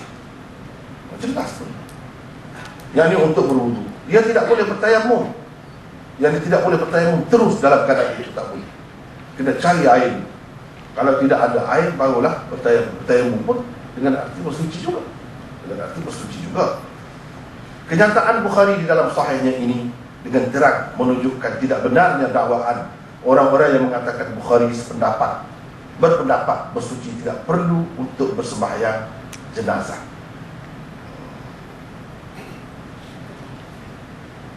Sikit lagi ya. Baik. Berbeda dengan sujud tilawah. Sujud tilawah ni sembahyang ke tidak? Jadi perlu ada wudu ke tidak? Apabila sampai ke ayat itu, sujud tilawah. Kita ada ismayah, kita tak ada ismayah, macam mana? Kalau tak ada ismayah boleh sujud ke tidak? Ada khilaf ke tidak? Ini semua ni dia ada kaitan dengan hadis itu juga. La tuqbalu salatun bighairi tuhur. Sujud tilawah tu orang panggil ismayah, kau sujud. Di situ ada khilaf kan? Kerana dalam masalah ini Imam Bukhari berpendapat tidak perlu ada wudu untuk bersujud tilawah. Kalau ada wudu itu lebih baik. Tidak ada wudu pun boleh. Tak perlu kena pergi ambil wudu, tak wudu. Bila kita dengar orang baca, kita tak ada air semayang, boleh sujud. Mengikut dia lah. Kalau kita nak pakai dia lah. Kalau kita tak mahu pakai dia, tak apalah. Antara tokoh yang sependapat dengan Imam Bukhari dalam masalah ini ialah Sya'bi, Ibrahim bin Ulayyah, Abu Abdurrahman As-Sulami, Ibnu Hazm, Ibnu Jarir At-Tabari, Ibnu Taimiyah dan lain-lain. Pendapat ini tidak syah. Ini tidak syah. Yang tadi syah. Kalau bersemayam jenazah tanpa wudu, itu syah. Mengikut pendapat ulama. Yang ini tidak syah. Tidak syah bermakna kalau dari segi fiknya kita nak buat fatwa pun boleh. Nak jadikan fatwa boleh. Pendapat yang tidak syah. Kita nak amal sendiri lagi boleh. Nak bagi tahu pada orang dan orang nak amal pun boleh. Sebab tidak syah. Sebab kalau syah tak boleh, paling boleh pun kita sendiri. Orang lain kita nak ajar begitu tak boleh. Itu kaedahnya. Pendapat ini tidak syah. Antara hujah mereka ialah sujud tilawah tidak pernah disebut sebagai sembahyang atau salat tilawah. Ada sebut? Tak pernah jumpa. Kita baca, kita ada tak pernah jumpa dalam mana-mana hadis. Jadi salat tilawah, bukan sujud tilawah. Yang adanya sujud tilawah.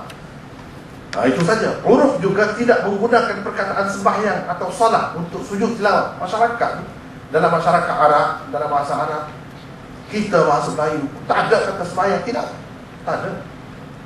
Atau salat tilawah, yang adanya sujud tilawah. Lain sujud ni. Yang tidak diterima menurut hadis di atas, jika tidak dalam keadaan suci, hanya sembahyang. Ini bukan sembahyang, sujud. Sebab itulah dia pergi situ juga, hadis itu juga. Dia ada kaitan dengan hadis itu juga. Sujud cuma merupakan salah satu juzu, jadi bahagian daripada sembahyang. Mereka juga menjadikan asar Ibnu Umar yang diriwayatkan oleh Bukhari secara ta'liq di dalam sahihnya sebagai pegangan. Begini adanya asar itu. Wa kana Ibnu Umar radhiyallahu anhuma yasjudu ala ghairi wudu'in. Bermaksud Ibnu Umar selalu bersujud, yakni tilawah dalam keadaan tidak berwudu. Itulah alasan. Seorang sahabat nak buat ni, dia mesti tahu. Dia mesti tahu bila dia tak buat, itu suka hati dia.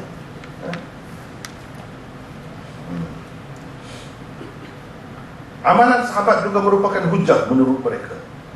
Namun jumhur ulama dan imam-imam 4 mazhab yang masyhur berpendapat seperti sembahyang jenazah, untuk bersujud tilawah juga seseorang mestilah dalam keadaan suci. Mestilah dalam keadaan suci. Antara alasan mereka ialah sujud merupakan salah satu rukun yang terpenting di dalam sembahyang. Bahkan kerap kali di dalam Al-Quran dan Al-Hadis, bila mana disebutkan sujud, ia membawa pengertian sembahyang secara keseluruhan. Satu rukun yang besar. Sebagai contohnya, lihat saja firman Allah di bawah ini. Wa minal laili fasjud lahu wasabbihhu lailan tawila. Bermaksud, dan pada sebahagian dari waktu malam bersujudlah kepada Tuhan, yakni dengan mengerjakan sembahyang, dan bertasbihlah memujinya dengan mengerjakan sembahyang tahajud pada sebahagian yang panjang dari waktu malam. Perintah bersujud di dalam ayat ini merupakan perintah supaya melaksanakan sembahyang secara keseluruhan, walaupun disebut sujud saja. Ini orang panggil dia guna kaedah itlaqul juz wa iradatul kull. Sebut sebahagian tapi maksudnya semua sekali. Sebut sebahagian tapi maksudnya semua sekali. Termasuk dalam kaedah itulah.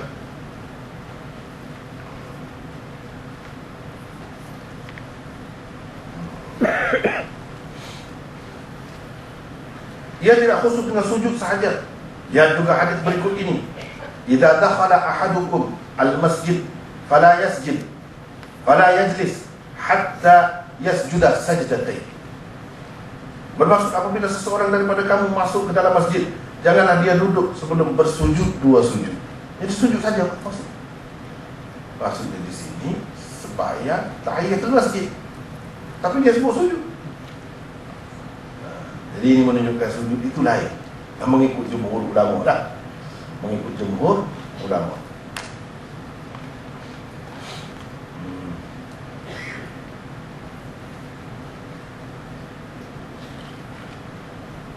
Jelas sekali perkataan sujud di dalam hadis ini dipakai dengan makna sembahyang. Walaupun sujud tilawah tidak disebut sebagai sembahyang, bukankah sujud itu sendiri adalah salah satu rukun sembahyang yang terpenting? Bukankah sujud itu sendiri adalah satu rukun sembahyang yang terpenting? Oleh itu hukumnya juga sepatutnya seperti sembahyang jenazah, perlu berwudu atau bersuci untuk mengerjakannya. Lantaran di dalam sembahyang jenazah juga ada qiyam sahaja sebagai salah satu rukun sembahyang, ada qiyam saja, itu kita panggil sembahyang. Itu pun perlu berwudu. Ini ada sujud saja, sama juga. Sama juga. Berkenaan dengan asar Ibnu Umar itu, kata mereka, tidak semua nuskah Sahih Bukhari menyebutkan begitu. Di dalam nuskah Al-Asili tersebut, yasjudu ala wudu'in, itu kan, bersujud tilawah dalam keadaan berwudu, bukan tanpa berwudu, bukan ala ghairi wudu, dalam keadaan tidak berwudu, bukan begitu. Riwayat Baihaqi dengan isnad yang sahih juga menukilkan kata-kata Ibnu Umar yang jelas menyokong pendapat jumhur. Kata beliau, la yasjudur rajulu illa wa huwa tahir. Mana tidak boleh seseorang itu bersujud melainkan dalam keadaan dia suci. Itu dalam riwayat Baihaqi. Inilah antara hujah pihak ulama yang berpendapat orang yang hendak bersujud tilawah perlu berkeadaan suci. Imam Ibnul Qayyim adalah salah seorang tokoh hadis yang mempertahankan pendapat Bukhari dan orang-orang yang sehaluan dengan beliau dalam masalah ini. Dia ada banyak khilaf. Ini dia kata tak perlu wudu pula. Jadi benda khilaf ni macam tu.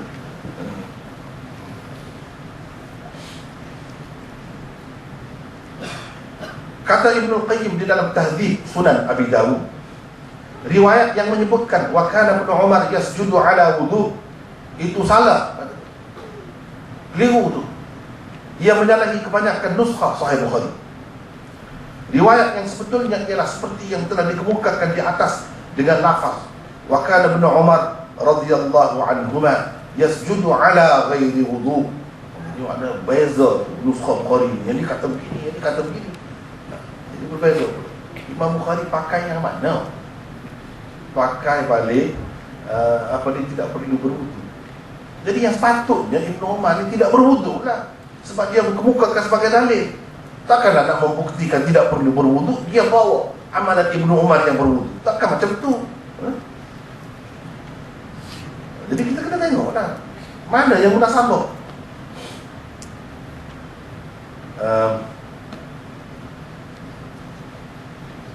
Mungkin penyalin berasa muskil dengan adanya perkataan ghairi di dalam asar itu. Dia menganggapnya salah, lalu dibuangnya perkataan itu, terutamanya kalau dia memang telah terpengaruh dengan asar dhaif yang diriwayatkan oleh Baihaqi tadi. Nah, asar yang dikatakan Hafiz Ibnu Hajar telah diriwayatkan oleh Baihaqi dengan isnad yang sahih itu dihukum Ibnul Qayyim sebagai dhaif pula. Tengok tengok benda ni dia ada khilaf dari segi hukum tu pun. Sebab dia ijtihad, semua ijtihad. Ibnu Hajar kata itu sahih, Ibnul Qayyim kata tidak sahih. Ibnul Qayyim pun orang hebat juga, hebat, tidak kurang daripada Hafiz Ibnu Hajar. Banyak lagi alasan-alasan yang dikemukakan oleh Ibnul Qayyim di dalam kitabnya itu untuk menyokong pendapat Bukhari dan orang-orang yang sependapat dengannya dalam masalah ini. Jadi kalau nak panjang lagi, tengok situ. Tengok situ lah. Jadi benda ni benda khilaf. Kesimpulannya benda ni benda khilaf. Yang tidak khilafnya semaya-semaya lain. Kalau benda ni sujud tilawah masih lagi khilaf. Bukhari memang benar berada di pihak orang-orang yang mengatakan tidak perlu berwudu. Tidak perlu berwudu. Kita nak pakai yang mana-mana bebas. Sebab ini bukan syarat. Bukan syarat. Walau bagaimanapun kalau tanya lah orang yang duduk bahas ni, Ibnu Qayyim ke siapakah, tuan pendapat tuan mana lebih baik? Ada wudu dengan tidak ada wudu. Semua akan kata lebih baik ada wudu. Cuma dari segi tidak haram. Kalau kita kata tak boleh, haram, dosa. Ini tidak berdosa, sah juga, tertunai juga sujud tilawah. Jadi perintah supaya bersujud itu tertunai juga, walaupun dengan tidak ada air sembahyang. Sebab kadang kita kena ada air sembahyang, nak ada wudu sentiasa susah juga. Susah juga. Dan sujud tilawah itu tidak semesti kita sendiri yang baca. Kalau kita baca mungkin kita sudah bersedia daripada awal lagi, kita sudah ambil wudu. Tapi kalau orang lain baca, macam mana?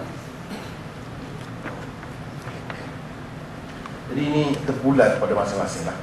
Terpulang pada masing-masing. Perkara ketiga, jadi nampaknya kita setakat itulah dulu. Sebab ini panjang. Setakat dulu. Ini masih lagi berkenaan dengan hadis itulah. Ada kaitan dengan hadis la tuqbalu salatun bighairi tuhur. Setakat dulu. Wallahu a'lam.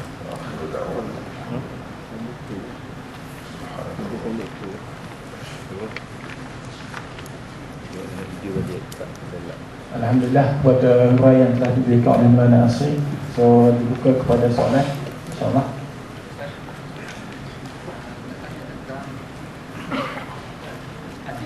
Soalan secara bertulis ataupun secara lisan, insyaAllah. So boleh, kalau yang bertulis boleh dibawa terus ke atas pentas, insyaAllah. Berkenaan dengan hadis Man syaribal khamr yang minum arak lam tuqbal solatan. Maksudnya perkataan solat tu dengan lafaz mufrad juga. Tetapi dengan apa nisbah dengan 40 hari itu, adakah memang tidak diterima solat selama 40 hari dia? Dengan setakat kami kita perhati ni, kalau memang berbahasa perkataan mufrad dan juga yang sebelum itu. Jadi apakah makna dia? Macam tak jelas maksudnya sembahyang tu jenis sembahyang yang tidak diterima. Dengan maksud tidak berpahala. Selama 40 hari lah. Kalau saya tidak komen tu kiranya boleh jadi hujah. Boleh jadi hujah lah bagi orang yang berpegang dengan tu, sekurang-kurangnya hasan.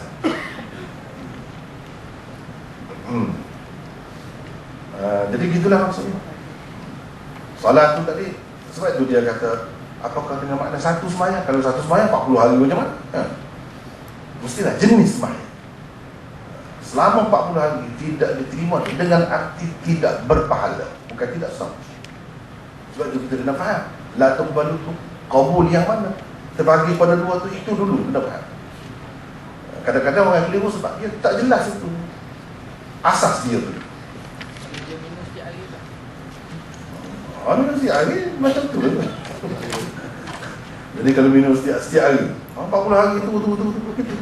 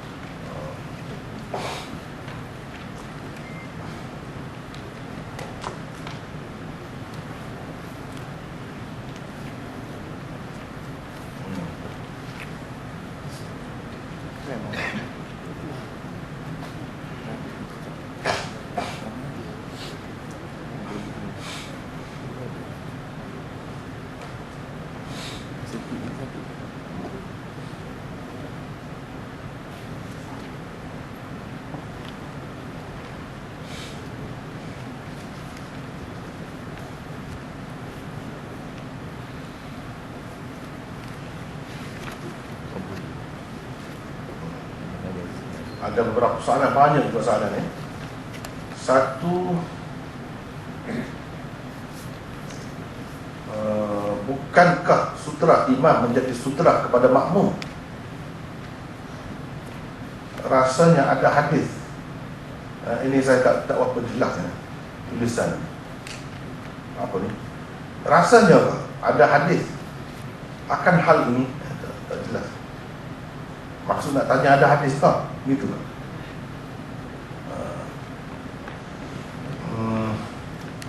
Adalah ada sutratul imam, sutratul liman khalfahu. Kalau nak tanya hadis atau macam mana maksudnya, itulah hadisnya. Sutra imam itu adalah sutra kepada orang di belakang, maknanya sutra kepada makmumnya lah. Setiap makmum itu tak perlu ambil sutra yang lain, cukup memadai dengan sutra imam itu. Itu perbincangan yang panjang kan. Dalam bab sutra Sahih Bukhari kita sudah bincang panjang juga. Berkenaan dengan ini boleh tengok di sini lah. Dulu buat sementara ni. Sebab kalau nak bincang ini panjang sangat. Yang kedua, kenapa Maulana terjemahkan perkataan haid dengan maksud perempuan? Memang maksud perempuan di situ. Memang maksud perempuan di situ. Kadang-kadang dia dalam bahasa Arab dia begitu. Kalau kita tengok syarah-syarah hadis pun maksudnya begitu. Haid dengan makna perempuan. Mana kalau lelaki tak perlu. Kalau lelaki tak perlu.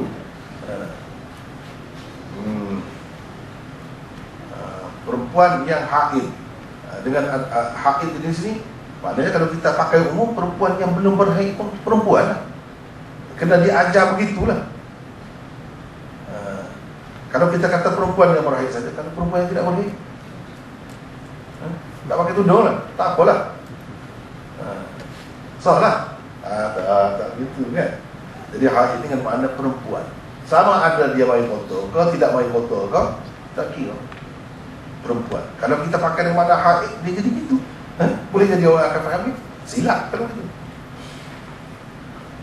Selalulah ini dari segi penggunaan bahasa kita perlu faham benda macam ni. Yang ketiga, ada tak ulama terjemahkan perkataan arba'ina lailah dengan maksud 40 malam? Yang ni solat di waktu pagi petang dikira berpahala? Tak ada. Tak ada begitu. Jadi maksud dia di sini, sebab kita kata 40 hari lah. Saya berada di sana selama 40 hari. Perlu ke kita cerita dan 40 malam? Tak perlu dah. Bila kita kata 40 hari itu termasuklah malamnya sekali. Itu dari segi penggunaan bahasa dia begitu. Tidak kata ini malam. Kalau petangnya macam lain pula. Tidak begitu. Jadi sepanjang hari itu, apapun yang dinamakan sembahyang, sembahyang fardu ke, sembahyang tahajud ke, sembahyang apa pun tidak berpahala. Selama 40 hari. Orang Arab dia biasa sebut 40 malam. Sebab hari dia bermula dengan malam. Dia start dengan malam. Sebab itu dia selalu guna malam. Tapi bukan dia menafikan siang. Hari dia tu dah malam saja. Tidak. Kalau kita, ya kita guna hari kan. Tapi bukan juga kita menafikan malam dia.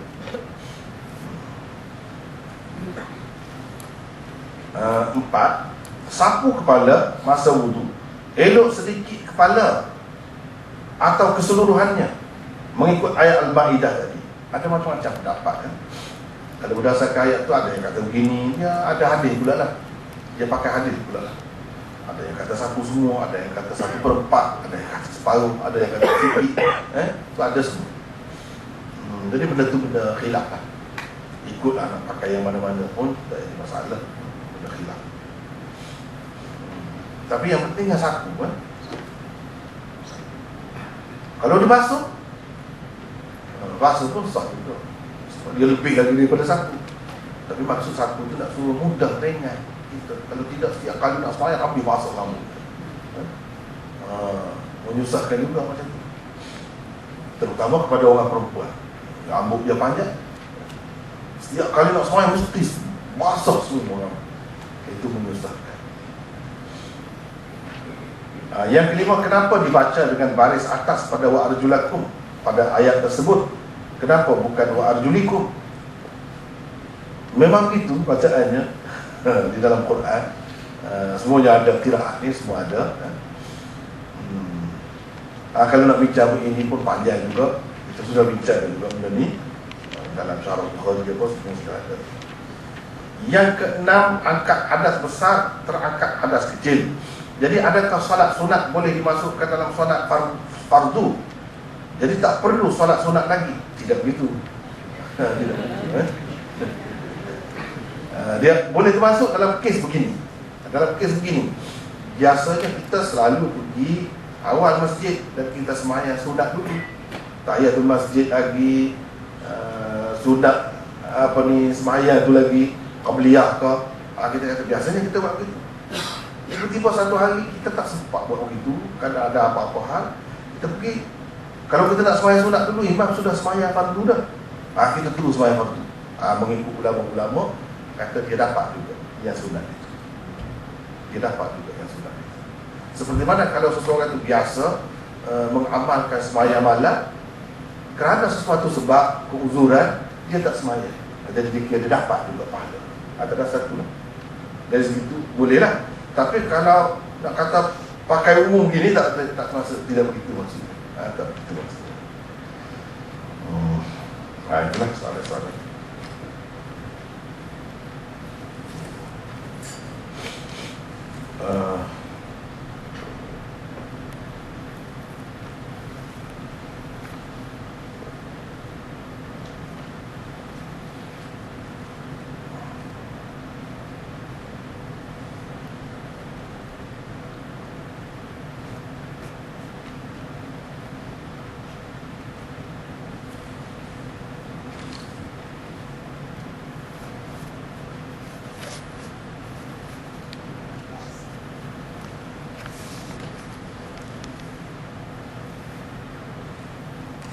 Jadi ada dua soalan di sini. Yang pertama, sujud tilawah.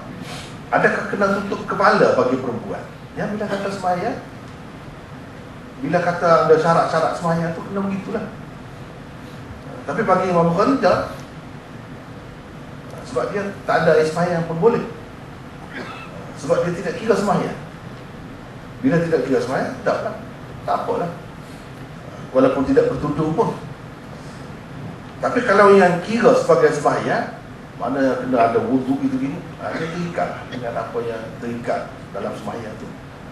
Yang kedua, solat jenazah. Mohon pencerahan, tidak boleh solat semasa matahari naik ataupun terbenam. Ini masih khilaf lagi.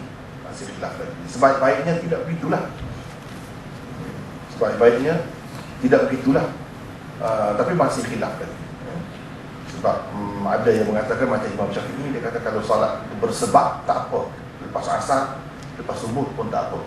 Tapi kalau macam Imam Abu Hanifah, dia kata tak boleh juga. Sebab dia pegang yang tak boleh itu sebagai asas. Jadi seelok-eloknya kita jagalah. Seboleh-bolehnya jangan dibuat masa tu lah. Waktu isyak, waktu maghrib, sebelum maghrib.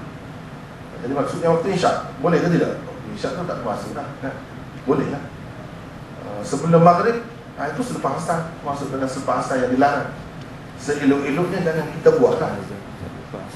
Kecuali kalau ada darurat. Tapi benda ni masih hilang. Orang yang kata boleh tu boleh lah.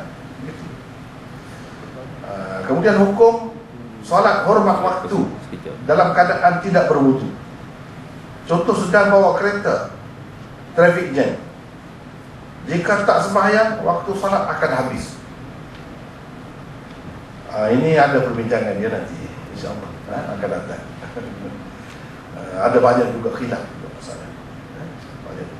Jadi sekadar itu. Ya. Kalau dalam solat jenazah, datang dah khilafan. Imam dah buat takbir. Si kita nak masuk, walaupun kita masuk khilafan Betul.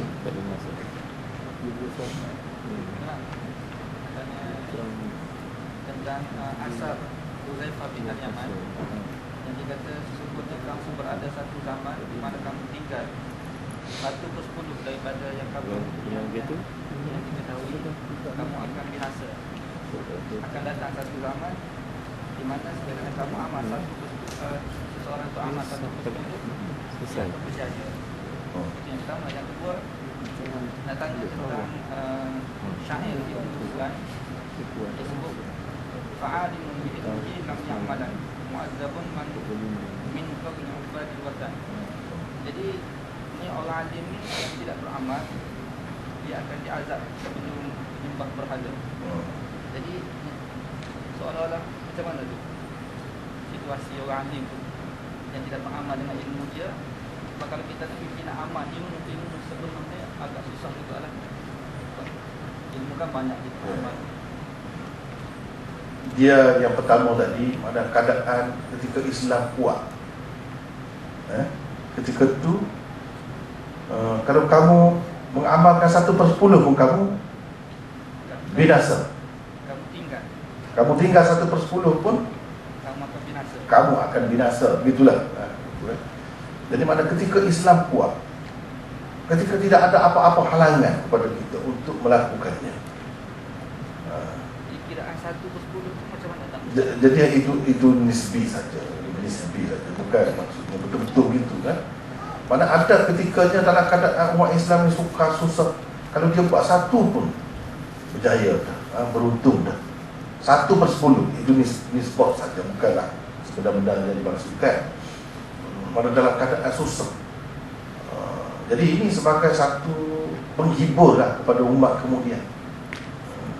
Jadi kalau dia buat banyak, lagi lah pahala dia tu banyak. Tidak kata orang kemudian ni hanya dapat yang ujung-ujung saja, yang lebih-lebih. Tidak. Ada kalanya dalam keadaan susah, dalam keadaan tak ada sokongan sekeliling, kita tetap buat juga.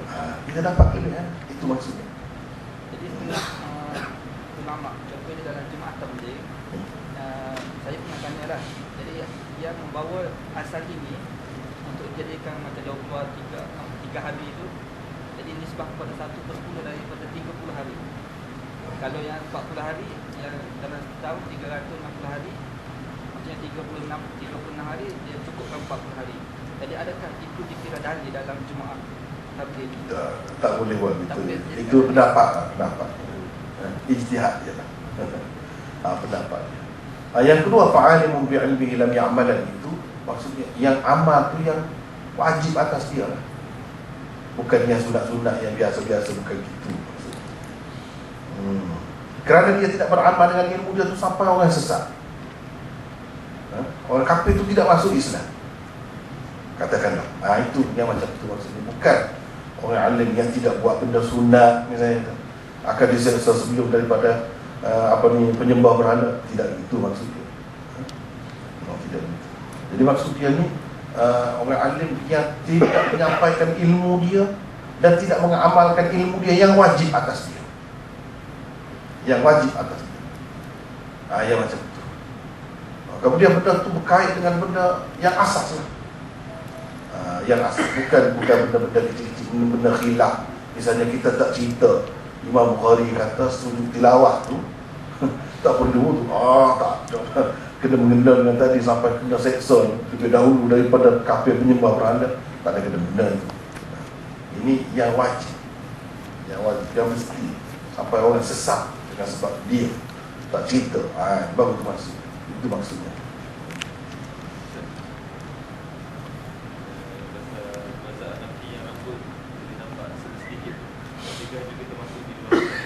Macam mana? Lain. Di luar solat tak boleh. Sepenuh. Itu kalau dalam solat.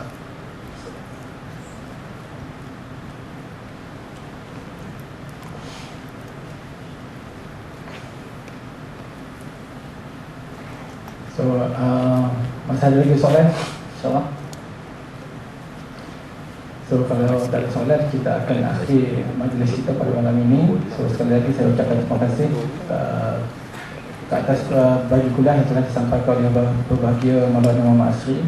So, sebelum berpisah, ada 2 pengumuman. Yang pertamanya, bagi kuliah, the next kuliah untuk Jamiat Tirmizi akan dilaksanakan pada 15 bulan 10. Pada 5 bulan 10, sorry. So pada 5 bulan 10, itu 2 minggu daripada sekarang lah. Perubahan tarikh sikit, sepatutnya dia dilaksanakan pada berapa? 12 sepatutnya, tapi kita pindah kepada 5 bulan 10. Sebab nak elak daripada hari raya Adi Adha, insyaAllah. So insyaAllah pada next kuliah 5 bulan 10, hari Sabtu di MSU. Yang keduanya, untuk maklumatlah kepada semua-semua peminat Maulana Asri ataupun yang mengikuti kuliah Maulana Asri. So besok hari di Masjid Kutubis Gambut, kuliah saya berbagi pada 9 pagi daripada pukul 10 hingga pukul 12, dan pada sebelah petang kita menyikat daripada pukul 2.30 hingga pukul 4.30 insyaAllah. So sekali lagi saya ucapkan terima kasih. Wabillahi taufiq wal hidayah. Assalamualaikum warahmatullahi wabarakatuh.